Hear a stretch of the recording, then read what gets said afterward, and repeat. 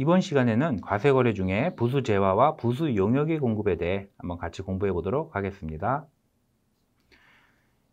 주된 재화나 용역 공급에 부수적으로 공급하는 재화나 용역은 과세냐 면세냐를 판단을 할 때 주된 재화나 용역을 기준으로 판단하도록 하고 있습니다. 이런 규정을 왜 두고 있느냐, 그 입법 취지를 보면 납세자의 구분 계산 경제성과 과세 행정상의 능률을 고려한 취지다, 이렇게 이해를 하시면 될 것 같아요.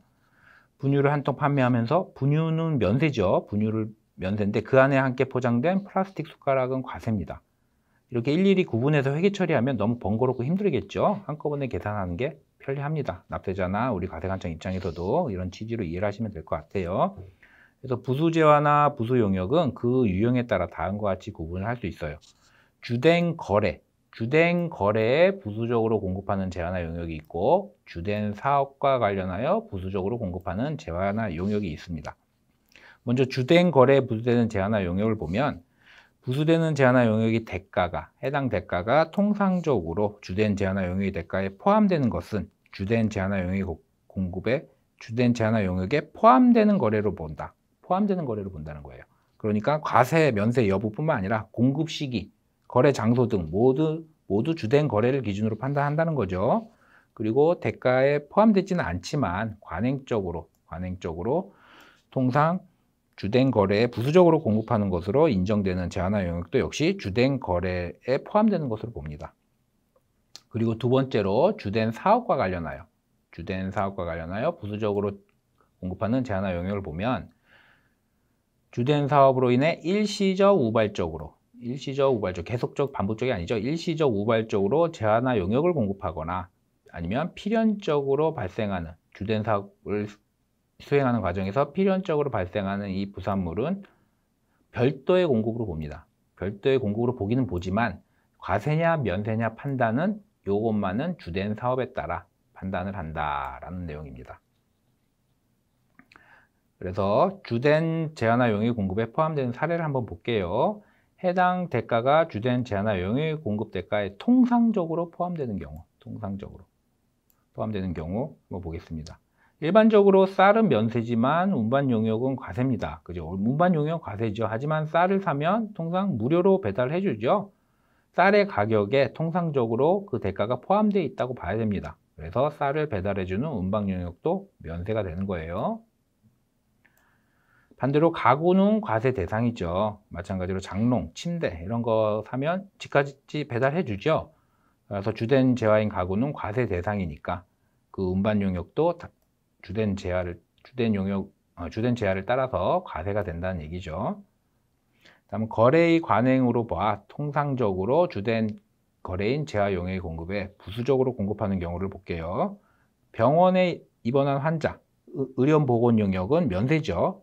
병원 입원 환자는 면세예요. 하지만 음식 용역은 과세죠. 그리고 입원 환자들한테 이제 아침, 점심, 저녁으로 밥을 주죠. 그래서 의료 용역에 부수적으로 제공되는 이 음식 용역도 원래는 음식 용역 자체는 과세지만 부수적으로 공급하는 거기 때문에 면세가 적용된다는 얘기고요. 그리고 관광 유람선은 과세입니다.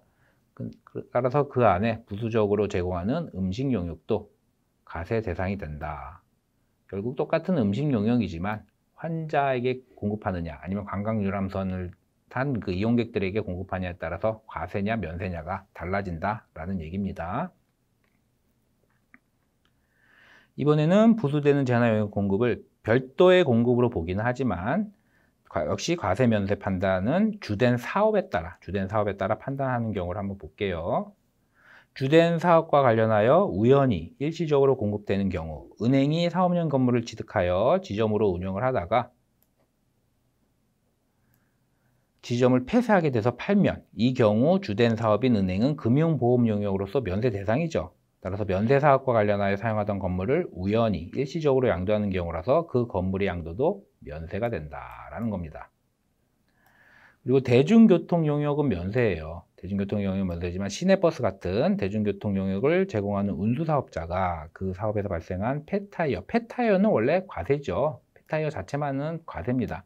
하지만 대중교통 용역을 운영하는 운수사업자가 일시적, 우발적으로 판매하는 폐타이어는 주된 사업이 면세 사업이기 때문에 같이 면세를 해준다, 이런 내용입니다.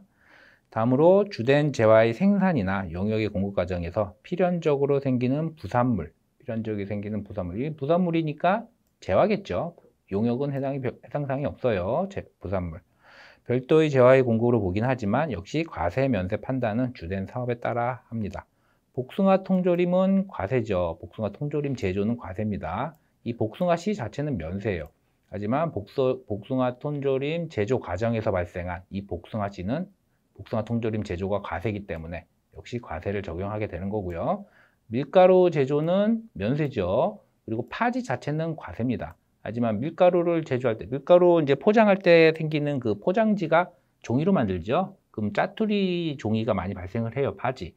이거 자체는 밀가루 제조가 면세이기 때문에 이때는 파지를 판매하는 것도 주된 사업에 따라 같이 면세를 적용한다는 겁니다.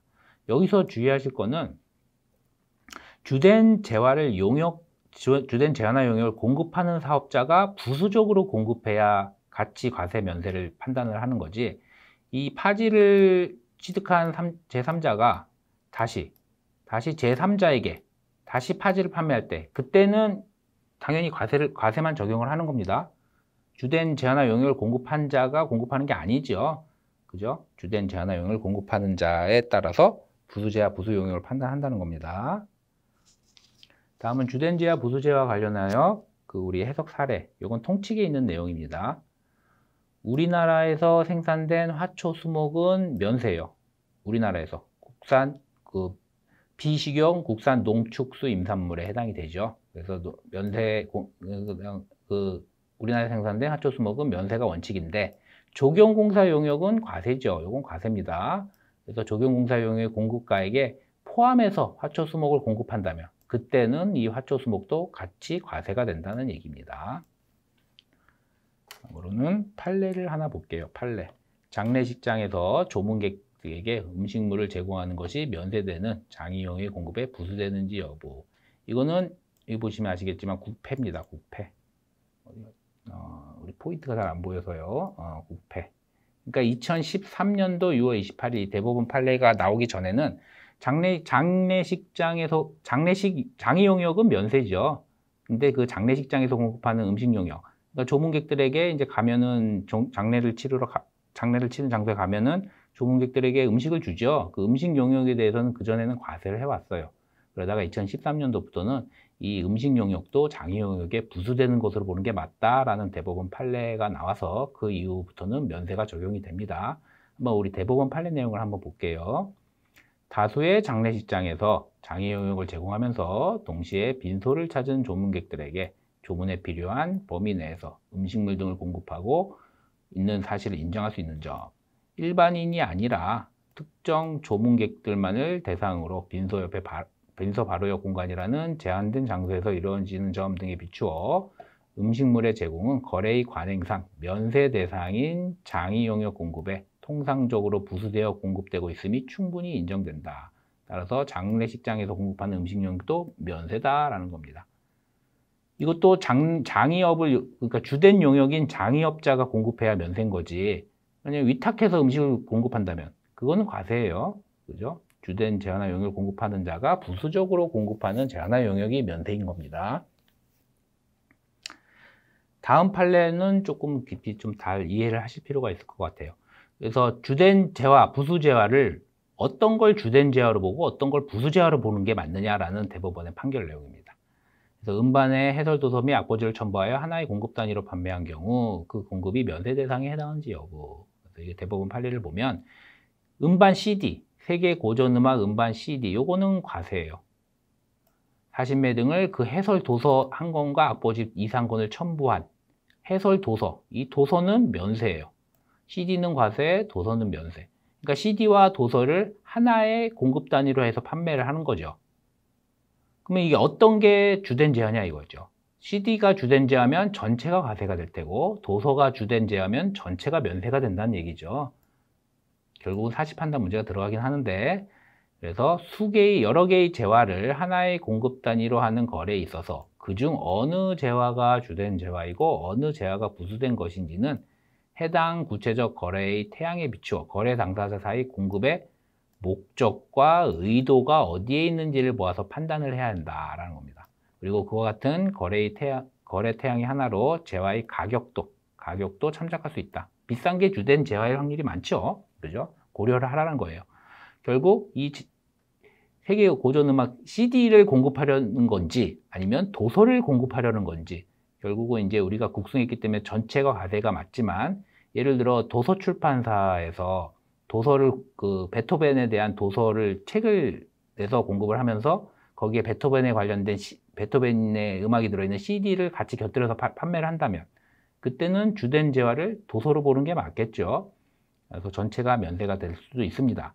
그래서 목적과 의도가 어디에 있는지를 보아서 사실 판단을 잘 하셔야 된다. 그런 내용입니다.